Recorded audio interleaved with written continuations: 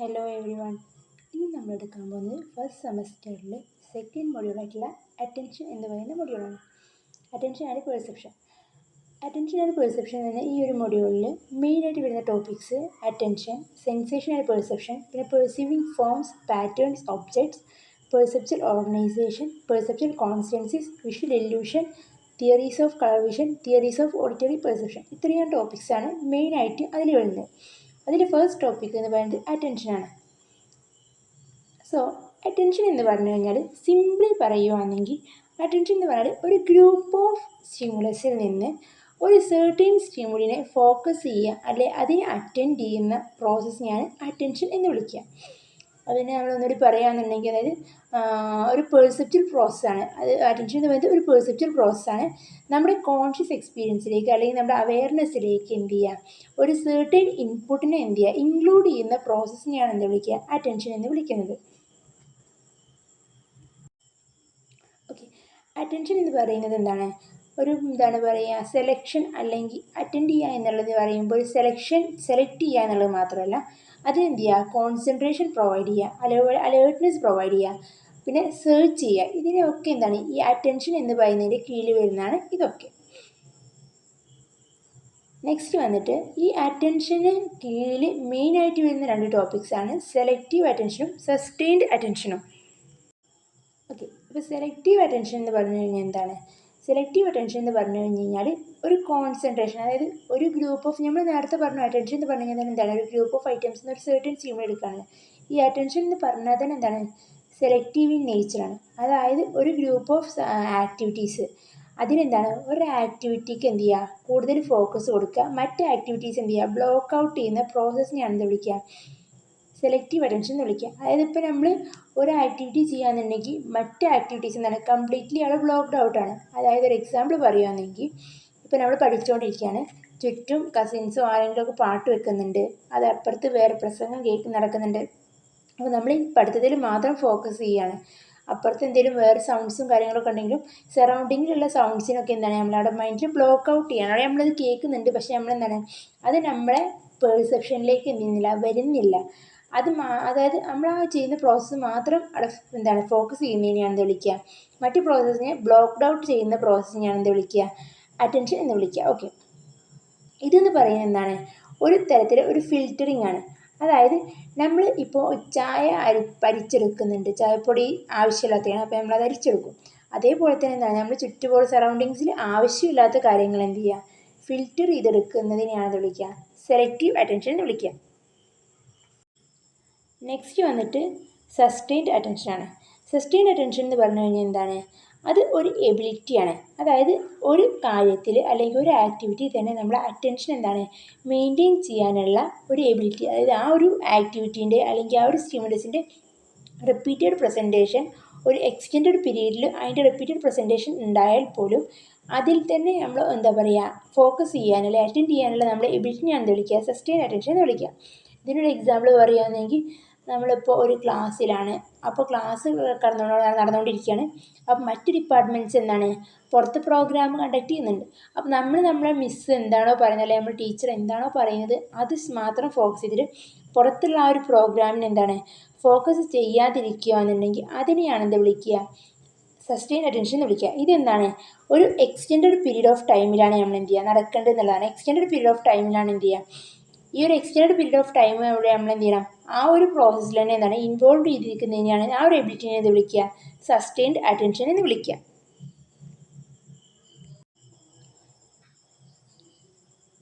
Next വന്നിട്ട് external ഫാക്ടേഴ്സും internal ഫാക്ടേഴ്സും. അതായത് നമ്മുടെ അറ്റൻഷനെ എഫക്റ്റ് ചെയ്യുന്ന ഫാക്ടേഴ്സിനെ രണ്ടായി തിരിച്ചിട്ടുണ്ട്. എക്സ്റ്റേണൽ ഫാക്ടേഴ്സ് എന്നും ഇൻറ്റേർണൽ ഫാക്ടേഴ്സ് എന്നും തിരിച്ചിട്ടുണ്ട്. ദി എക്സ്റ്റേണൽ ഫാക്ടേഴ്സിൽ വന്നിട്ടുള്ളതാണ് nature of the stimulus, intensity of the stimuli, size of the stimuli, location of the stimuli, repetition of the stimuli, motion of the stimuli, isolation of the stimuli. ഇത്രയാണ് external factors. ശരിക്കും external ഫാക്ടേഴ്സിൽ ഒരുപാട് factors വരുന്നുണ്ട്. ഇതും അല്ലാതെ ഇതിലല്ലാതെ തന്നെ ഒരുപാട് factors വരുന്നുണ്ട്. അതിൽ ഏറ്റവും ഇമ്പോർട്ടൻ്റ് ആയിട്ടുള്ള കാര്യങ്ങളാണ് ഞാൻ മെയിനായിട്ട് പറയുന്നത്. ഫസ്റ്റ് വന്ന് പറയുന്നത് nature of the stimuli. Nature of the stimuli എന്ന് പറഞ്ഞു കഴിഞ്ഞ് കഴിഞ്ഞാൽ ആ ഒരു സ്റ്റിമുലിൻ്റെ നേച്ചർ, അതായത് അതിൻ്റെ ഷേപ്പ്, കളറ്, ബ്യൂട്ടി അല്ലെങ്കിൽ ഓഡിറ്റി അങ്ങനത്തെ കാര്യങ്ങൾ. അതായത് ഇപ്പോൾ ഒരു എക്സാമ്പിൾ പറയുകയാണെങ്കിൽ നല്ല കളറുള്ള ഒരു സാധനം, അതായത് ഇപ്പോൾ നമ്മളിപ്പോൾ നല്ല കളറുള്ള ഒരു നല്ല ചുവപ്പ് കളറുള്ള ഒരു സാധനത്തിലേക്കാണോ ഡിം കളറുള്ള ഒരു സാധനത്തേക്കാണോ കൂടുതൽ അറ്റൻഷൻ ഫോക്കസ് ചെയ്യുക? നല്ല ചുവപ്പ് കളറിൽ, അതായത് അതിൻ്റെ കളറ്. അതുപോലെ തന്നെ നല്ലൊരു ഷേപ്പിലായിട്ടുള്ള ഒരു സാധനം, ഇപ്പോൾ ഒരു ഡയമണ്ട് ആണെന്നുണ്ടെങ്കിൽ നല്ല ഷേപ്പിലൊക്കെ അത് നന്നായി നല്ല ഇതിൽ സെറ്റ് ചെയ്തിട്ടുണ്ടെന്നുണ്ടെങ്കിൽ അതെന്താണ്, നമ്മൾ കൂടുതൽ അറ്റൻഷൻ ഫോക്കസ് ചെയ്യും. അതേ പകരം അത് നോർമലി ഇരിക്കുകയാണെന്നുണ്ടെങ്കിൽ എന്താണ്, നമ്മളവിടെ അറ്റൻഷൻ അവിടെ ഫോക്കസ് ചെയ്യില്ല. സോ ഷേപ്പ്, കളറ്, അതിൻ്റെ ഓഡിറ്റി, ബ്യൂട്ടി, ഇതൊക്കെയാണ് നേച്ചർ ഓഫ് ദ സ്റ്റിമുലയിൽ വരുന്നത്. രണ്ടാമത് വന്നിട്ടുള്ളത് ഇൻറ്റൻസിറ്റി ഓഫ് ദ സ്റ്റിമുലസ് ആണ്. ഇൻറ്റൻസിറ്റി എന്ന് പറഞ്ഞു കഴിഞ്ഞാൽ അത് എത്രമാത്രം ഇൻറ്റൻസ് ആണെന്നല്ല. ഇതിപ്പോൾ നമ്മൾ വരികയാണെന്നുണ്ടെങ്കിൽ ലൗഡ് സൗണ്ട്, ബ്രൈറ്റ് ലൈറ്റ്, അതൊക്കെ വരും. അതായത് ഇപ്പോൾ നമ്മളൊരു ഭാഗത്ത് നിൽക്കുകയാണെന്നുണ്ടെങ്കിൽ ഒരു സൈഡിൽ നിന്ന് നല്ല ലൗഡ് സൗണ്ട് വരുന്നുണ്ട്. ഇപ്പോൾ നമ്മൾ പൂരമൊക്കെ നടക്കുകയാണെന്നുണ്ടെങ്കിൽ ഒരു സൈഡിൽ നല്ല ലൗഡ് സൗണ്ട് വരും. അപ്പോൾ അവിടേക്കാണ് നമ്മൾ അറ്റൻഷൻ ഫോക്കസ് ചെയ്യുക.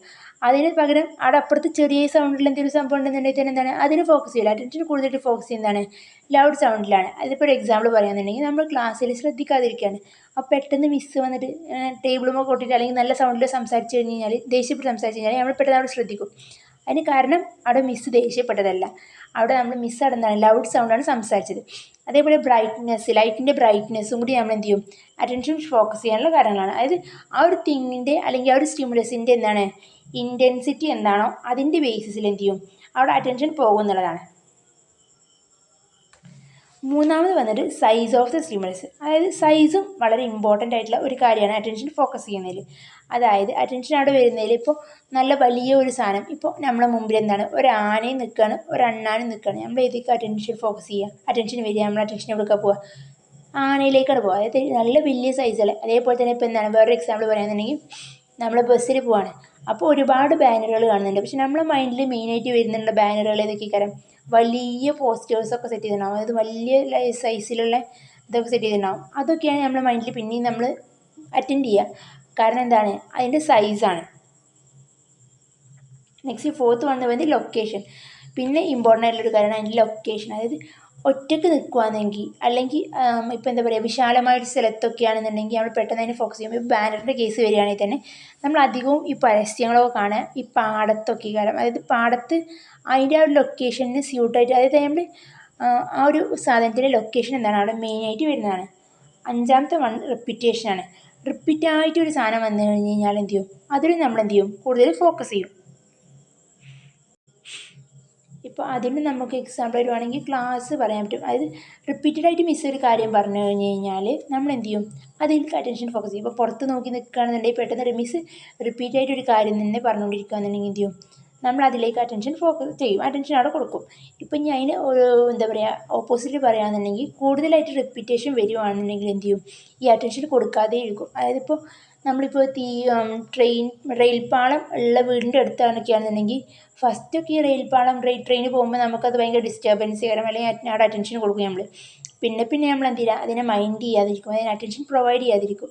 സോ എന്താണ്, കൂടുതൽ റിപ്പീറ്റേഷൻ വന്നു കഴിഞ്ഞ് കഴിഞ്ഞാൽ നമ്മൾ എന്ത് ചെയ്യും, അതിന് എന്താ പറയുക അവോയ്ഡ് ചെയ്യുകയും ചെയ്യും. നെക്സ്റ്റ് വന്നിട്ട് മോഷൻ ഓഫ് ദ സ്റ്റിമുലസ് ആണ്. മോഷൻ ഓഫ് ദ സ്റ്റിമുലസിൻ്റെ ഒരു എക്സാമ്പിൾ പറയുകയാണെന്നുണ്ടെങ്കിൽ ഒരു മൂവിങ് ബസ്സാണോ അതല്ലെങ്കിൽ എന്താ പറയുക ഒരു സ്റ്റേറ്റിക് ബസ്, മൂവൊന്നും ചെയ്യാത്തൊരു ബസ്സാണോ നമ്മൾ എന്ത് ചെയ്യുക കൂടുതൽ അറ്റൻഡ് ചെയ്യുക, മൂവിങ് ബസ്സസ് ആണ്. അല്ലെങ്കിൽ ഒരു മൂവിങ് ആയിട്ടുള്ള ഒരു തിങ്ങാണ് നമ്മൾ എന്ത് ചെയ്യുക, അല്ലെങ്കിൽ മൂവിങ് ആയിട്ടുള്ള സ്റ്റിമുലസ് ആണ് നമ്മൾ എന്ത് ചെയ്യുക, സ്റ്റേറ്റിക് ആയിട്ട് നിൽക്കുന്ന ഒരു സ്റ്റിമുലസിനേക്കാൾ കൂടുതൽ എന്ത് ചെയ്യുക അറ്റൻഡ് ചെയ്യുക എന്നുള്ളതാണ്. Next isolation of the stimulus. Isolation of the stimulus ഞാൻ നേരത്തെ ലൊക്കേഷൻ പറഞ്ഞ പോലെ തന്നെ എന്താണ്, ഒരു വസ്തു ഒറ്റയ്ക്ക് നിൽക്കുകയാണെന്നുണ്ടെങ്കിൽ നമ്മൾ അതിനെ കൂടുതലായിട്ട് എന്ത് ചെയ്യും, ഫോക്കസ് ചെയ്യും. അത് കുറേ സാധനങ്ങളുടെ ഇടയിലാണെന്നുണ്ടെങ്കിൽ നമ്മൾ എന്ത് ചെയ്യില്ല, ഫോക്കസ് ചെയ്യില്ല. അതിൻ്റെ എക്സാമ്പിൾ പറഞ്ഞു കഴിഞ്ഞാൽ ഇപ്പോൾ ഒരു ബ്ലാങ്ക് പേപ്പറിൽ ഒരു ബ്ലാക്ക് ഡോട്ട് ഉണ്ടെന്നുണ്ടെങ്കിൽ നമ്മൾ എന്ത് ചെയ്യും, ഈ ബ്ലാക്ക് ഡോട്ട് പെട്ടെന്ന് നോട്ടീസ് ചെയ്യും. ബട്ട് ഒരു റിട്ടൺ പേപ്പറിലാണെന്നുണ്ടെങ്കിൽ, അതായത് എന്തെങ്കിലും എഴുതി വെച്ച പേപ്പറിലാണ് ഈ ഒരു ബ്ലാക്ക് ഡോട്ട് എന്നുണ്ടെങ്കിൽ നമ്മൾ എന്ത് ചെയ്യില്ല, അത് നോക്കുക പോലും അതിൽ അറ്റൻഡ് ചെയ്യുക പോലും ഇല്ല. ഓക്കെ, അപ്പോൾ ഇത്രയാണ് എക്സ്റ്റേണൽ ഫാക്ടേഴ്സ് വന്നിട്ടുള്ളത്. ഇതൊക്കെ മനസ്സിലായെന്ന് വിചാരിക്കുന്നു. നെക്സ്റ്റ് ഇൻറ്റേർണൽ ഫാക്ടേഴ്സിൽ വന്നിട്ട് 5 ഉള്ളത്. 5 അല്ല, അതിൽ കൂടുതലുണ്ട്. പക്ഷേ നമ്മൾ എന്താണ് ഇമ്പോർട്ടൻ്റ് ആയിട്ടുള്ള 5 കൊടുത്തിട്ടുള്ളതാണ്. ഇതിൽ ഫസ്റ്റ് വൺ ഇൻട്രസ്റ്റ്. ഇപ്പോൾ ഇൻട്രസ്റ്റ് ആയിട്ടുള്ള ഒരു തിങ്ങാണ് നമ്മൾ കാണുന്നുണ്ടെങ്കിൽ നമ്മൾ എന്ത് ചെയ്യും, കുറച്ചും കൂടി അറ്റൻഷൻ അവിടെ എന്ത് ചെയ്യും കൊടുക്കുന്നതാണ്. കുറച്ചും കൂടി എന്താണ് അറ്റൻഷൻ അവിടെ പേ ചെയ്യും. അതായത് ഇപ്പോൾ നമ്മളൊരു ഇൻട്രസ്റ്റ് ആയിട്ട് നമ്മൾ സിനിമ കാണുകയാണെന്നുണ്ടെങ്കിൽ നമ്മളവിടെ എന്ത് ചെയ്യും, കുറച്ചും കൂടി അറ്റൻഡ് ചെയ്യും. നമ്മളൊരു ക്ലാസ് കേൾക്കുന്നതിന് പകരം ഇപ്പോൾ ഒരു ക്ലാസ് കേൾക്കുന്ന അതിന് കൊടുക്കുന്ന അറ്റൻഷനുകൾ കൂടുതൽ നമ്മൾ എന്താണ് നമുക്ക് ഇഷ്ടപ്പെട്ട ഒരു നായകൻ്റെ മൂവിയാണെന്നുണ്ടെങ്കിൽ നമ്മൾ എന്ത് ചെയ്യും, കുറച്ചും കൂടി അറ്റൻഷൻ അവിടെ പേ ചെയ്യും. നെക്സ്റ്റ് മോട്ടീവ്സ് പറയുമ്പോൾ അതിൽ വന്നിട്ട് നമ്മളെ ബേസിക് ഡ്രൈവ്സ്, ഏർജസ്, അതായത് ഇപ്പോൾ നമുക്ക് നന്നായി വിശക്കുന്നുണ്ടെങ്കിൽ ഡ്രൈവ്സ് എന്നൊക്കെ പറയുമ്പോൾ വിശപ്പ്, ദാഹം, അങ്ങനത്തെ കാര്യങ്ങളൊക്കെ, അല്ലെങ്കിൽ ഉറക്കം, അതൊക്കെ. അതായത് ഇപ്പോൾ നമുക്ക് നന്നായി വിശക്കുന്ന സമയത്ത് നമ്മൾ ഒരു ക്ലാസ്സിനേക്കാൾ കൂടുതൽ അറ്റൻഡ് ചെയ്യുക നല്ല ബിരിയാണിൻ്റെ സ്മെല്ലുണ്ടെങ്കിൽ അങ്ങനെ എന്തെങ്കിലും ഫുഡിൻ്റെ സ്മെല്ലൊക്കെ ആയിരിക്കും. അതായത് നമ്മുടെ ഡ്രൈവ് എന്താണോ അല്ലെങ്കിൽ ഏർജ് എന്താണോ അതിനാണ് എന്ത് ചെയ്യുക, നമ്മൾ എന്ത് ചെയ്യാം, കുറച്ചും കൂടി അറ്റൻഷൻ പേ ചെയ്യുക ദാൻ എന്തിനേക്കാളും നമുക്ക് ഇപ്പോൾ ഒരു ക്ലാസ്സോ അല്ലെങ്കിൽ എന്തെങ്കിലും സംതിങ് മൂവി കാണുകയാണെങ്കിൽ തന്നെ നമ്മളെന്താണ് വിശന്നിരിക്കുന്ന സമയത്ത് നമ്മളൊരു മൂവി കാണുമ്പോൾ കുറച്ചുകൂടി ഫുഡ് ഐറ്റംസിലേക്ക് നമ്മൾ എന്ത് ചെയ്യുക, കുറച്ചുകൂടി അറ്റൻഷൻ പേ ചെയ്യുക.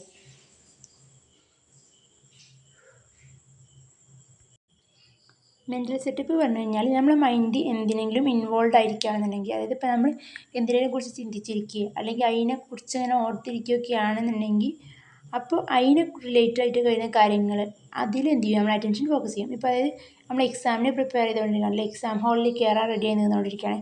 അപ്പോൾ അപ്പുറത്തുനിന്ന് ഒരു കുട്ടി എന്താണ് ഈ എക്സാമിനോട് റിലേറ്റ് ആയിട്ടുള്ളത് അല്ലെങ്കിൽ നമ്മൾ പഠിച്ചുകൊണ്ടിരിക്കുന്ന സബ്ജക്റ്റിനോട് റിലേറ്റ് ആയിട്ട് എന്തെങ്കിലും കാര്യങ്ങൾ പറഞ്ഞു കഴിഞ്ഞാൽ നമ്മൾ എന്ത് ചെയ്യും, പെട്ടെന്ന് അതിനെ ഫോക്കസ് ചെയ്യും. അതായത് വേറെ എന്തെങ്കിലും കാര്യം അവിടെ സംസാരിക്കുന്നത് നമ്മൾ മൈൻഡ് ചെയ്യില്ല, നമ്മളെ സബ്ജക്റ്റിനെ റിലേറ്റ് ചെയ്തിട്ട് ആരുടെ എന്തെങ്കിലും പറഞ്ഞു കഴിഞ്ഞാൽ നമ്മൾ എന്ത് ചെയ്യും, പെട്ടെന്ന് അതിനെ ഫോക്കസ് ചെയ്യും. അതാണ് മെൻ്റൽ സെറ്റപ്പ് എന്ന് പറഞ്ഞു കഴിഞ്ഞാൽ, നമ്മൾ പെട്ടെന്ന് അതിനെ അറ്റൻഡ് ചെയ്യും. അതാണ് എന്താണ് മെൻ്റൽ സെറ്റപ്പ് പറഞ്ഞു കഴിഞ്ഞാൽ. നെക്സ്റ്റ് വന്നിട്ട് പാസ്റ്റ് എക്സ്പീരിയൻസസ് പറഞ്ഞു കഴിഞ്ഞാൽ നമുക്ക് ഓൾറെഡി എന്തെങ്കിലും കാര്യത്തിൽ എക്സ്പീരിയൻസിലായിട്ട്, അതായത് ഇപ്പോൾ നമ്മൾ എന്തെങ്കിലും ആക്സിഡൻറ്റ്സ് അങ്ങനെയല്ല, ഇപ്പോൾ അതായത് പാസ്റ്റ്ലി നമുക്ക് എന്താണ് എന്തെങ്കിലും എക്സ്പീരിയൻസ് നമുക്ക് ബെനിഫിഷ്യലായിട്ട് ഉണ്ടായിട്ടുണ്ടെന്നുണ്ടെങ്കിൽ പിന്നെ നമുക്കത് പ്രസൻറ്റായിട്ട് നമ്മൾക്ക് എന്തെങ്കിലും ആ കാര്യം തന്നെ വരികയാണെന്നുണ്ടെങ്കിൽ നമ്മൾ എന്ത് ചെയ്യും, അതിന് മോർ അറ്റൻഷൻ പ്രൊവൈഡ് ചെയ്യും ദാൻ നമുക്ക് ഒരു ബെനിഫിഷ്യലും കാര്യങ്ങളൊന്നും ഉണ്ടാവാത്ത ഒരു എക്സ്പീരിയൻസിനേക്കാളും.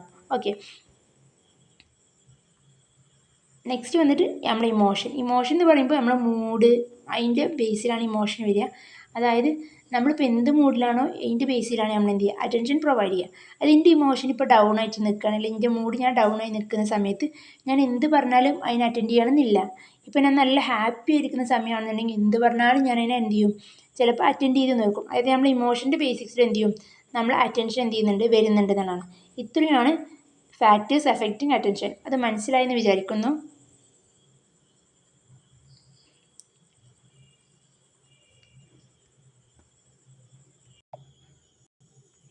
നെക്സ്റ്റ് വന്നിട്ട് ഫിനോമിന അസോസിയേറ്റഡ് വിത്ത് അറ്റൻഷൻ. ഇതിൽ 3 ഫിനോമിനൻസാണ് വന്നുള്ളത്: span of attention, distraction of attention, division of attention. First വന്നിട്ട് distraction of attention. Distraction of attention എന്ന് പറഞ്ഞു കഴിഞ്ഞാൽ എന്താണ്, distraction is the process of diverting the attention of an individual or group from a desired focus and thereby blocking or dimension. അതായത് നമ്മൾ ഒരു attention അവിടെ നമ്മൾ എന്താണ് കൊടുത്തുകൊണ്ടിരിക്കുന്ന അറ്റൻഷൻ, അതായത് ഒരു ആക്ടിവിറ്റിയിലേക്കോ അല്ലെങ്കിൽ ഒരു സ്റ്റിമുലസിലേക്കോ നമ്മൾ പ്രൊവൈഡ് ചെയ്തുകൊണ്ടിരിക്കുന്ന അറ്റൻഷൻ എന്ത് ചെയ്യുക, അവിടെ എന്ത് ചെയ്യുക, ഡൈവേർഷൻ വരിക. അതായത് ഒരു സാധനത്തിൽ എന്ത് ചെയ്യുക, വേറൊരു സാധനത്തിലേക്ക് എന്ത് ചെയ്യുക, നമ്മൾ അറ്റൻഡ് ചെയ്യുന്ന സാധനം എന്ത് ചെയ്യുക, ഡൈവേർട്ട് ചെയ്യുക, നമ്മൾ അറ്റൻഷൻ എന്ത് ചെയ്യുക, ഡൈവേർട്ട് ചെയ്യുക. അതല്ലെങ്കിൽ എന്താണ് അതിന് കൊടുക്കുന്ന അറ്റൻഷൻ എന്താണ്, ബ്ലോക്ക് ചെയ്യുന്ന പ്രോസസ്സിനെയാണ് എന്ത് വിളിക്കുക, ഡിസ്ട്രാക്ഷൻ എന്ന് വിളിക്കുക. ഇതിനെ കുറച്ചുകൂടി ക്ലിയർ ആയിട്ട് പറയുകയാണെന്നുണ്ടെങ്കിൽ നമ്മളിപ്പോൾ എന്താണ് ഒരു വസ്തുവിൽ അറ്റൻഡ് ചെയ്യണമെന്ന് ആഗ്രഹിക്കുന്നുണ്ട്, ഒരു സ്റ്റിമുലസിൽ അല്ലെങ്കിൽ ഒരു ആക്ടിവിറ്റിയിൽ അറ്റൻഡ് ചെയ്യണമെന്ന് ആഗ്രഹിക്കുന്നുണ്ട്. ആ ഒരു അറ്റൻഷൻ എന്താണ് നമ്മൾ കൊടുത്തുകൊണ്ടിരിക്കുന്നുണ്ട്, പക്ഷെ എന്താണ് അത് ഇടയിൽ വെച്ചിട്ട് ഇൻ്റർഫിയർ ചെയ്യുക. ഓക്കെ, അതായത് എന്തെങ്കിലും ഇൻ്റർഫറൻസ് പ്രസൻസ് ആവുക, അതാണ് എന്ത് വിളിക്കുക, ആ ഒരു സ്റ്റിമുലസ് ഇൻ്റർഫയർ ചെയ്യുക. അതിനെയാണ് എന്ത് വിളിക്കുക, ഡിസ്ട്രാക്ഷൻ ഓഫ് അറ്റൻഷൻ എന്ന് വിളിക്കുക. ഈ ഡിസ്ട്രാക്ഷൻ കോസ് ചെയ്യാൻ മെയിനായിട്ടുള്ള കാരണം എന്ന് പറയുന്നത് എന്താണ്, നമുക്ക് അറ്റൻഷൻ അവിടെ കൊടുക്കാൻ പറ്റാതിരിക്കുക, അല്ലെങ്കിൽ lack of ability to pay attention. അവിടെ എന്താണ് അറ്റൻഷൻ കൊടുക്കാൻ പറ്റാതിരിക്കുക, അതിൻ്റെ ലാക്ക് ഉണ്ടാവുക, അതിന് ആ ഒരു എബിലിറ്റി ലാക്ക് ഉണ്ടാകുന്നതാണ് ഈ ഡിസ്ട്രാക്ഷൻ ഓഫ് അറ്റൻഷന് കാരണം എന്ന് പറയുന്നത്. ഇപ്പോൾ ഇതിനൊരു എക്സാമ്പിൾ പറയുകയാണെന്നുണ്ടെങ്കിൽ നമ്മൾ ക്ലാസ് ശ്രദ്ധിച്ചുകൊണ്ടിരിക്കുന്ന സമയത്ത് ടീച്ചർ ക്ലാസ് തുടങ്ങി നമ്മൾ അതിനാണ് ഫോക്കസ് ചെയ്യാണ്. പുറത്തുനിന്ന് ആരെങ്കിലും നമ്മൾ വിളിക്കുകയാണ്, ക്ലാസ്സിൻ്റെ പുറത്തുനിന്ന് ആരെങ്കിലും നമ്മൾ വിളിക്കുകയാണ്. അതല്ലാന്നുണ്ടെങ്കിൽ അവിടെ എന്തെങ്കിലും പാട്ടോ കാര്യങ്ങളോ അല്ലെങ്കിൽ മറ്റു ഡിപ്പാർട്ട്മെൻറ്റ്സ് എന്തെങ്കിലും പരിപാടികളോ കണ്ടക്ട് ചെയ്യുകയാണെന്നുണ്ടെങ്കിൽ നമ്മൾ അവിടെ ക്ലാസ്സിൽ ഫോക്കസ് ചെയ്ത് ആ ഒരു പ്രോഗ്രാമിൽ ഫോക്കസ് ചെയ്യപ്പെട്ടത് അവിടെ ഡിസ്ട്രാക്ഷൻ സംഭവിക്കുക. ഇതെന്തുകൊണ്ടാണ്, നമ്മൾ ഈ ഒരു ക്ലാസ്സിനെ നമ്മൾ എന്താണ് അറ്റൻഷൻ പേ ചെയ്യാൻ കഴിയാത്തതുകൊണ്ടാണ് ഈ ഒരു ഡിസ്ട്രാക്ഷൻ അവിടെ സംഭവിക്കുന്നത്. ഓക്കെ, നെക്സ്റ്റ് വന്നിട്ട് ഡിവിഷൻ ഓഫ് അറ്റൻഷൻ ആണ്. ഡിവിഷൻ ഓഫ് അറ്റൻഷൻ എന്ന് പറഞ്ഞു കഴിഞ്ഞാൽ എന്താണ്, ഒരേ സമയത്ത് അല്ലെങ്കിൽ സെയിം ടൈമിൽ എന്താണ് ഒന്നിലധികം പീസ് ഓഫ് ഇൻഫോർമേഷൻസ് പ്രോസസ്സ് ചെയ്യാനുള്ള നമ്മൾ എബിലിറ്റിനെയാണ് എന്ത് വിളിക്കുക, ഡിവൈഡ് അറ്റൻഷൻ എന്ന് വിളിക്കുക. The ability to process more than one piece of information at a time. അതായത് സെയിം ടൈമിൽ എന്താണ് രണ്ട് തിങ്സ് ക്ലെയിം ചെയ്യാൻ നമ്മളെ കൊണ്ട് പറ്റുന്നുണ്ടെങ്കിൽ അതാണ് ഡിവിഷൻ ഓഫ് അറ്റൻഷൻ എന്ന് വിളിക്കുന്നത്. ഇതൊരു എബിലിറ്റിയാണ്.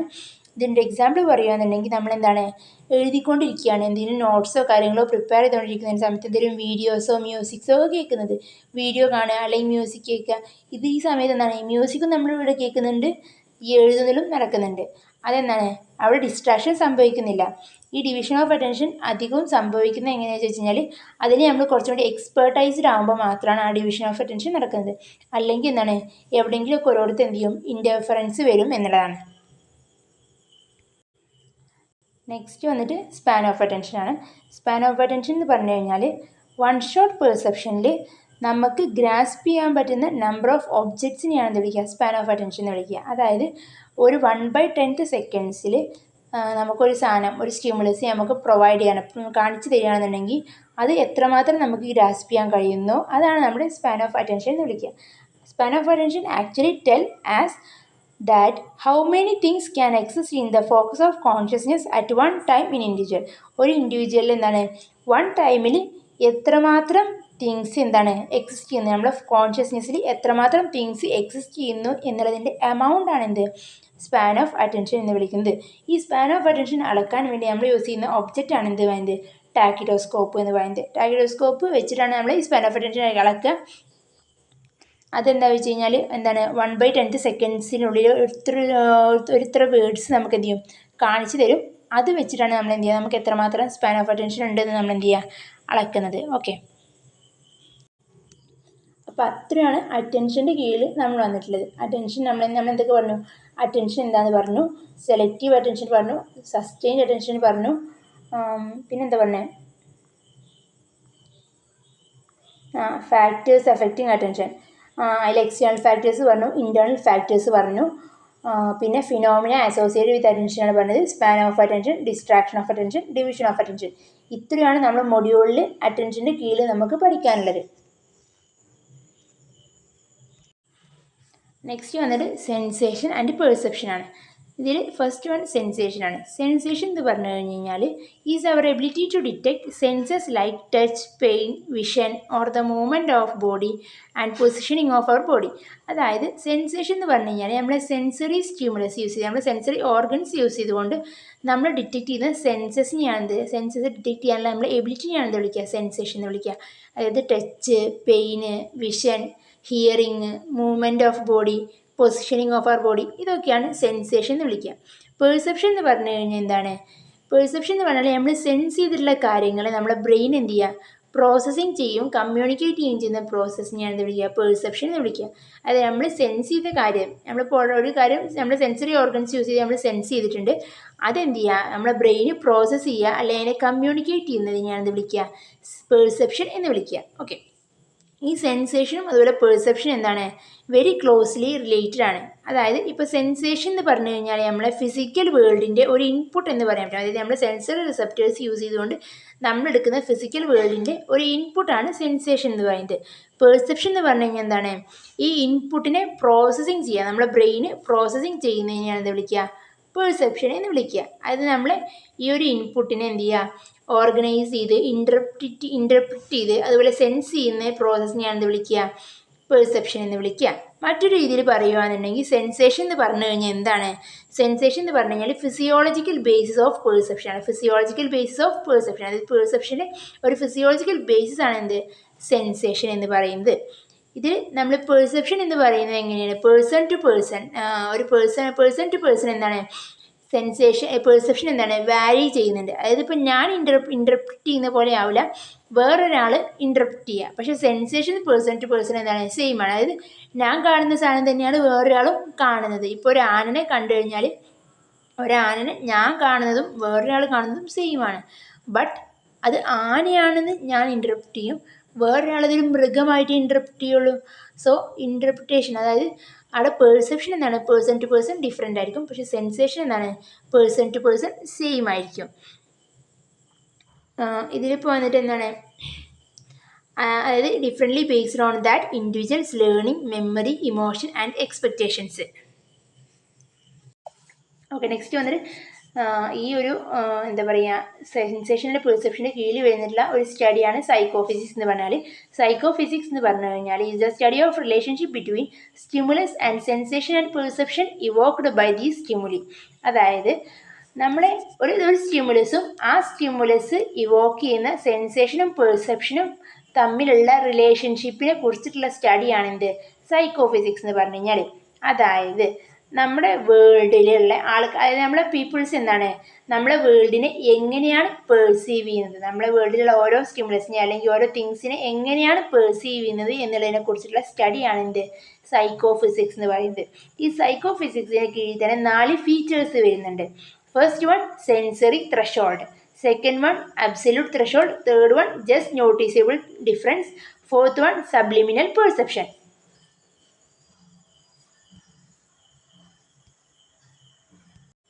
ഇതിൽ ഫസ്റ്റ് വൺ അബ്സല്യൂട്ട് ത്രഷോൾഡ് ആണ്. Absolute threshold is the smallest level of energy required by an external stimulus to be detectable by the human senses including vision, hearing, taste, smell, touch.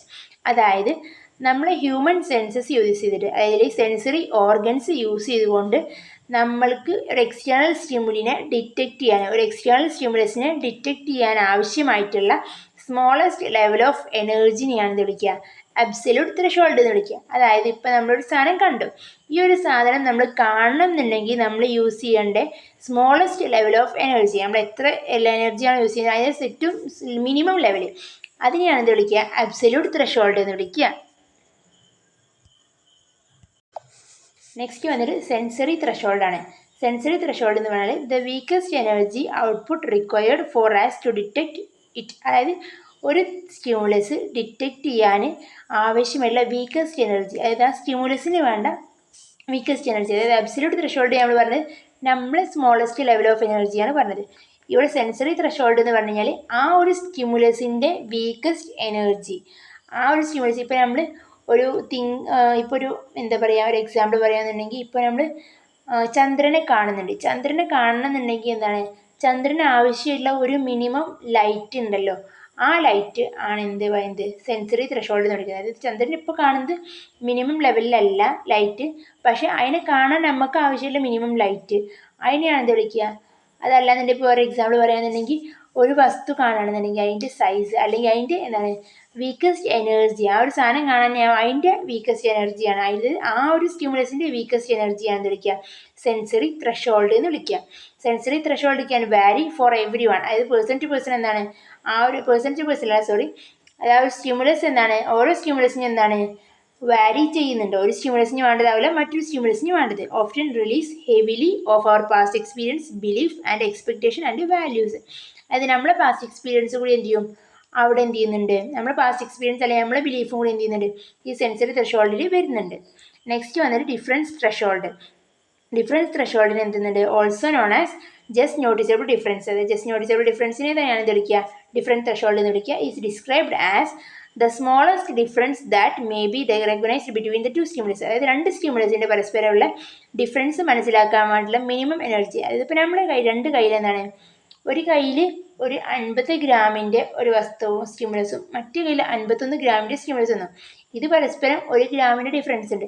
ഇത് മനസ്സിലാക്കാൻ നമുക്ക് വേണ്ട smallest എനർജിനെ എന്ത് വിളിക്കുക, അല്ലെങ്കിൽ നമുക്ക് ആവശ്യമുള്ള എനർജിനെ എന്ത് വിളിക്കുക ഡിഫറൻസ് ത്രഷോൾഡ് അല്ലെങ്കിൽ JND അല്ലെങ്കിൽ ജസ്റ്റ് നോട്ടീസബിൾ ഡിഫറൻസ് എന്ന് വിളിക്കുന്നത്.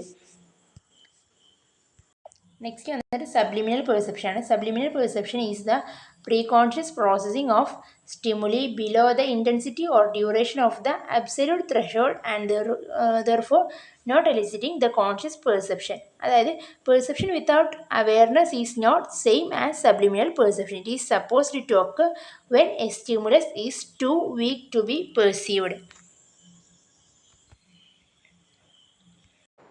Okay, next വന്നിട്ട് perceiving forms, patterns and objects.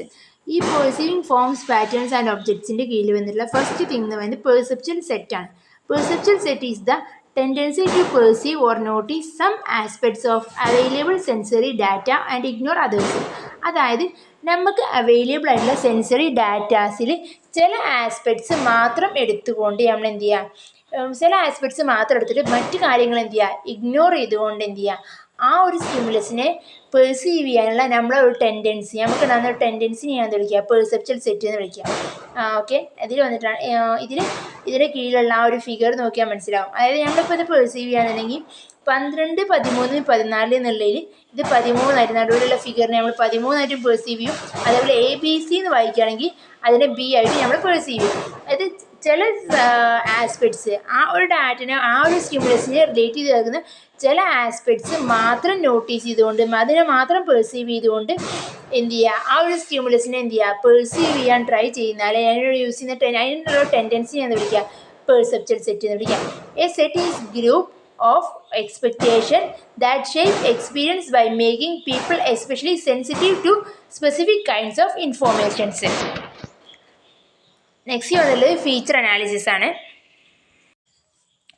Feature analysis is the process of detecting specific elements in visual input and assembling them into more complex form. അതായത് specific element visual ഇൻപുട്ടിലുള്ള specific എലമെൻറ്റ്സിനെ detect ചെയ്തുകൊണ്ട് എന്ത് ചെയ്യുക, അതിനെ assemble ചെയ്തിട്ടൊരു complex ഫോമായിട്ട് perceive ചെയ്യുക. അതായത് ഇപ്പോൾ എക്സാമ്പിൾ പറഞ്ഞു കഴിഞ്ഞാൽ ഒരു ലൈൻസോ അല്ലെങ്കിൽ എഡ്ജസോ, അതിപ്പോൾ ഒരു ചതുരം ഉണ്ടെന്നുണ്ടെങ്കിൽ അതിന് എന്താണ് 4 ലൈൻസ് പിന്നെ 4 എഡ്ജസ് അങ്ങനെയല്ലേ വരുന്നത്. അപ്പോൾ അതായത് അതിൻ്റെ സ്പെസിഫിക് എലമെൻറ്റ്സിനെ ഡിറ്റക്റ്റ് ചെയ്തുകൊണ്ട് എന്ത് ചെയ്യുക, അതിനെ അസംബിൾ ചെയ്തിട്ട് ഒരു കോംപ്ലക്സ് ഫോം ആക്കുന്ന പ്രോസസ്സാണ് എന്ത് ഫീച്ചർ അനാലിസിസ് എന്ന് പറഞ്ഞു കഴിഞ്ഞാൽ.